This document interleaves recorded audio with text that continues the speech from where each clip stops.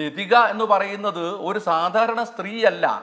അവർ CPM-ന്റെ ജില്ലാ സെക്രട്ടേറിയറ്റ് മെമ്പറാണ്, അതുപോലെ തന്നെ സംസ്ഥാന കമ്മിറ്റി അംഗമാണ്. എനിക്ക് അവരുമായിട്ട് വ്യക്തിപരമായി വളരെ പരിചയമുണ്ട്. ഞങ്ങൾ ഒന്നിച്ച് DYFIക്കകത്ത് പ്രവർത്തിച്ചിട്ടുണ്ട്. നല്ല കഴിവുള്ള ധൈര്യമൊക്കെ ഉള്ള തൻ്റെടിയൊക്കെ ആയിട്ടുള്ളൊരു സ്ത്രീയാണ് ലതിക എന്ന് പറയുന്നത്. എനിക്ക് അവരോട് സ്നേഹവും മതിപ്പും ഒക്കെ ഉണ്ട്. പക്ഷേ ഇത്രയും വർഗീയമായ പരാമർശമുള്ള ഒരു സാധനം CPM-ന്റെ സംസ്ഥാന കമ്മിറ്റി അംഗമായിട്ടുള്ള ഒരാൾ അത് ഷെയർ ചെയ്യുന്നു എന്ന് പറഞ്ഞാൽ എന്താ അവർ അതുകൊണ്ട് ഉദ്ദേശിച്ചത്?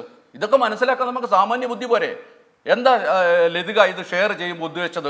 ഇതുപോലെ ഒരു കാഫിർ പ്രയോഗം തെരഞ്ഞെടുപ്പിന്റെ തൊട്ട് തലേന്നാൽ ഇങ്ങനെ ഷെയർ ചെയ്ത് വിടുമ്പോൾ അവർ ഉദ്ദേശിച്ചത് എന്താണ്?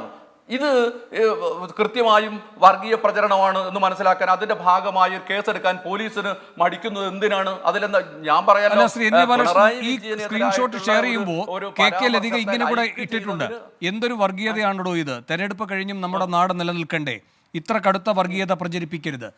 അത് സതുദ്ദേശത്തോടെയാണെന്ന് വ്യാഖ്യാനിക്കാൻ വേണമെങ്കിൽ അതെ,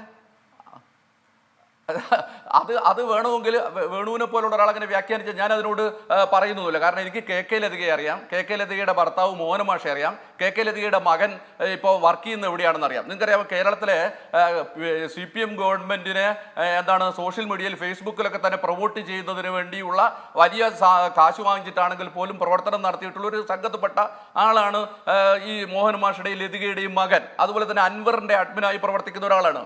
ഇതൊക്കെ ചേർത്ത് വെച്ച് നോക്കുന്ന ഒരാൾക്ക് ഇതെങ്ങനെയാണ് വരുന്നത് എന്ന് മനസ്സിലാക്കാൻ വലിയ ബുദ്ധിമുട്ട്. ഇപ്പോൾ കോഴിക്കോട് ജില്ലയിലെ ഞങ്ങളുടെ ജില്ലയിലുള്ള മനുഷ്യന്മാരെ സംബന്ധിച്ചിടത്തോളം ഇതിനെക്കുറിച്ചൊന്നും ഒരു തർക്കമൊന്നുമില്ല.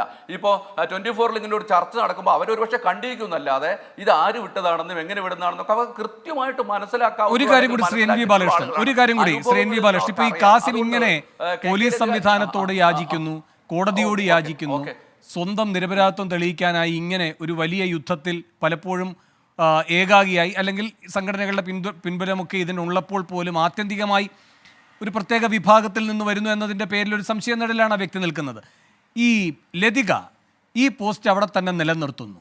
സമൂഹത്തിനൊരു ബുദ്ധിമുട്ടും തോന്നുന്നില്ല, അത് പിൻവലിക്കുന്നില്ല, അവർ ഒരു ബുദ്ധിമുട്ടും തോന്നുന്നില്ല. കഴിഞ്ഞില്ല ഒരു പ്രത്യേക ഘട്ടത്തിൽ പിൻവലിക്കുന്നു. അപ്പോഴും സമൂഹത്തെ സംബന്ധിച്ച് ലതികയുടെ നീക്കത്തിൽ ഒരു അസ്വാഭാവികതയുമില്ല.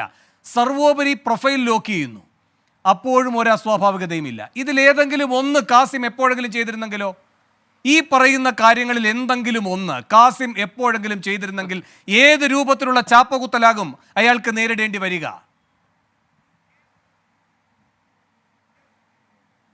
നിസ്സംശയമായിട്ട് നമുക്ക് പറയാൻ പറ്റും, അദ്ദേഹം ഇപ്പോൾ ജയിലിൽ കിടക്കുകയായിരിക്കും. അതുമാത്രമല്ല, അദ്ദേഹത്തിൻ്റെ അവകാശങ്ങൾക്ക് വേണ്ടി ഞാനിത് ചെയ്തിട്ടില്ല എന്ന് തെളിയിക്കുന്നതിന് വേണ്ടി നെട്ടോട്ടത്തിൽ അദ്ദേഹം രാഷ്ട്രീയ പാർട്ടിയുടെ ഭാഗമാണെങ്കിലോ അല്ലെങ്കിൽ യുവജന സംഘടനയുടെ ഭാഗമാണെങ്കിലും അവർ ഓടിക്കൊണ്ടിരിക്കുന്നുണ്ടാവും. കാരണം അവർക്ക് വേറെ നിവൃത്തിയൊന്നുമില്ല. കാരണം അവരുടെ കയ്യിൽ ഇപ്പോൾ എന്തായാലും തൽക്കാലം അധികാരമില്ല. അധികാരമുള്ളത് ലതികയുടെ കയ്യിലാണ്, അതുപോലെ മോഹനമാഷ കയ്യിലാണ്, അവരുടെ മകൻ്റെ കയ്യിലാണ്, അല്ലെങ്കിൽ PV അൻവറിൻ്റെ കയ്യിലാണ്. അവർക്കിതിന് ആവശ്യമായ വലിയ നെറ്റ് സംവിധാനങ്ങളൊക്കെ ഉണ്ട്. അതൊക്കെ ഉള്ളിടത്തോളം കാലം അവർക്ക് ഇതൊക്കെ ചെയ്യാൻ പറ്റും. കാസിമിന് ഇപ്പോൾ അത് പറ്റില്ല. കാരണം കാസിമിന് രാഷ്ട്രീയമായ അധികാരമില്ല. അതുകൊണ്ട് കാസിമിനെ നമുക്ക് എത്ര വേണേ ക്രൂശിക്കാൻ പറ്റും. ഞാൻ പറഞ്ഞില്ലേ, ഇതാണ് നമ്മളിപ്പോൾ വലിയ ഫാസിസത്തിനെതിരായിട്ടൊക്കെ വലിയ സംസാരിച്ചുകൊണ്ടിരിക്കുന്നുണ്ടോ? അഖിലേന്ത്യാ അടിസ്ഥാനത്തിൽ നരേന്ദ്രമോദി എന്താണോ ചെയ്യുന്നത് അതിൻ്റെ ചെറിയ പതിപ്പാണ് കേരളത്തിൽ ചെയ്തുകൊണ്ടിരിക്കുന്നത്. ഇത് തിരുത്തണമെന്നുള്ളൊരു തോന്നലേക്ക് അവർ ഇപ്പോഴും വരുന്നില്ല.